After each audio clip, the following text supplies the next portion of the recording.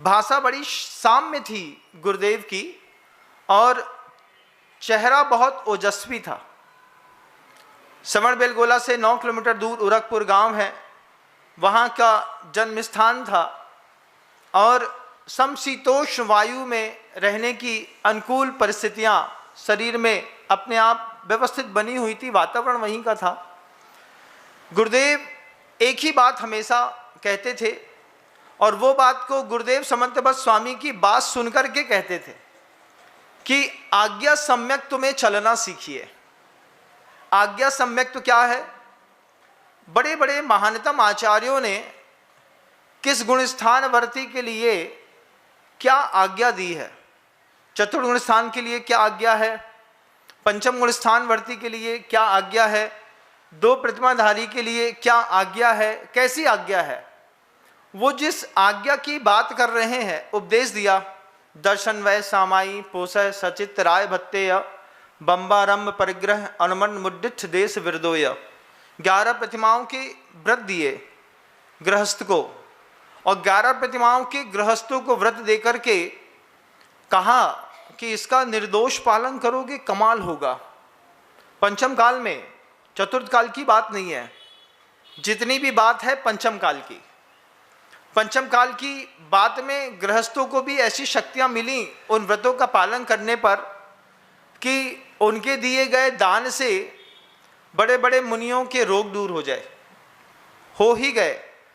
और चतुर्थ काल में जब विदेश क्षेत्रों पे इस तरीके का वातावरण बना तब तो कहना ही क्या था। आचार्य समंतबद्ध गुरुदेव ने उस संकल्प को रत्नगंडक सावकाचार पे स्थापित किया। मूलाचार में आचार्य वट्टकेर देव ने उस संवाद को स्थापित किया और एक ही भाव रखा कि आगम के प्रति श्रद्धाशील बने रहिए। आचार्य भगवंत ने हम लोगों को, सभी लोगों को समझाया शुरुआत से ही कि जब श्रावक को सचित्त त्याग का नियम दिया है, श्रावक है, 5वीं प्रतिमाधारी है, वो सचित्त भोजन नहीं करता। जैसे अंगूर होते हैं, आम होते हैं, या फिर टमाटर होते हैं, ककड़ी होते हैं, और भी भोज्य पदार्थ होते हैं, उनको कच्ची अवस्था में नहीं खाते। अब खाने से क्या फर्क पड़ता है महाराज, फिर खाने की बात मैं करूं तो पाप है, लेकिन 5वीं प्रतिमा के व्रत की बात कर रहा हूं। 5वीं प्रतिमा में व्रत में दिया है सचित्त भोजन का त्याग जो है, वो जब श्रावक कर देता है तो फिर साधु कैसे करते हैं? मान लीजिए कच्चा अंगूर है, उसको 20 से 2 पीस कर दिया, 2 पीस करके आपने महाराज को दे दिया, तो ये सचित्त है कि अचित्त है? क्या धारणा है आपकी? सचित्त है, अचित्त हो गया। 20 से 2 टुकड़ा करने पर अंगूर अचित्त हो गया, 20 से 2 टुकड़ा करने पर टमाटर अचित्त हो गया, 20 से 2 टुकड़ा करने पर ककड़ी अचित्त हो गई। ऐसा सिखा दिया गया, जैसा सिखा दिया गया वैसा आपने सीख लिया। लेकिन आगम बिल्कुल अलग भाषा है, अलग बात कहता है। आगम के हिसाब से आज्ञा सम्यक्त का पालन करने पर साधु जीवन में कमाल होता है बंधु।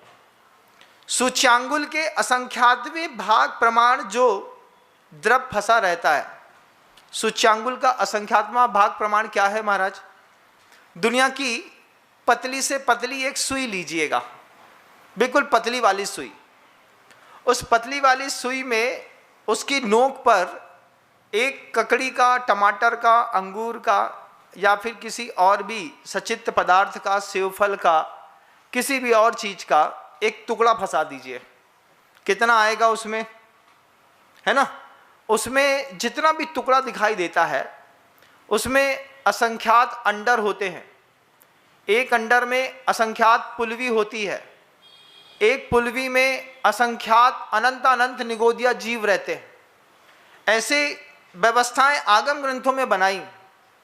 सचित्त अचित्त विवेचन और विचार करके दादा गुरु ज्ञान सागर जी महाराज श्री जी ने एक पुस्तक लिखी है।